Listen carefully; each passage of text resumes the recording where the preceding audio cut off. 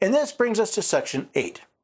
As I've stated before, we find the majority of the powers delegated to Congress in Article 1, Section 8 of the Constitution.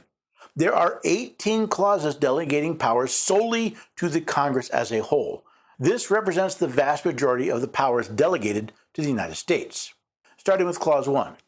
The Congress shall have the power to lay and collect taxes, duties, imposts, and excises, to pay the debts and provide for the common defense and the general welfare of the United States, but all duties, imposts, and excises shall be uniform throughout the United States. This is where Congress has delegated the power to lay and collect taxes. Yes, even taxes on income. Now, before the 16th Amendment, the collection of any taxes directly from the people, including on income, was to be apportioned to the states. Let's look at that 16th Amendment for a second. The Congress shall have the power to lay and collect taxes on incomes from whatever source derived without apportionment among the several states and without regard to any census or enumeration. The 16th Amendment did not add the power for Congress to collect income taxes, but to do so without apportionment to the states. Representatives and direct taxes shall be apportioned among the several states, which may be included within this union. Notice, this is not a general power of taxation. Congress can only collect taxes to do three things: pay the debts of the United States, provide for the common defense of the United States, and the general welfare of the United States.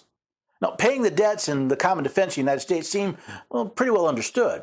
This general welfare clause has been used illegally to expand the powers of the federal government for decades. Notice that Congress only has the power to collect taxes for the general welfare of the United States, capital U, capital S, proper noun. Not the several states or the people, but only the United States. To borrow money on the credit of the United States. This is another example of Congress abusing their power. Now, one amendment I would love to see added to the Constitution would be to restrict this power to borrow money, to regulate commerce with foreign nations and among the several states and with the Indian tribes. 3 for 3, this clause, known as the Commerce Clause, says Congress can only regulate commerce with three entities: foreign nations, the several states, and the Indian tribes.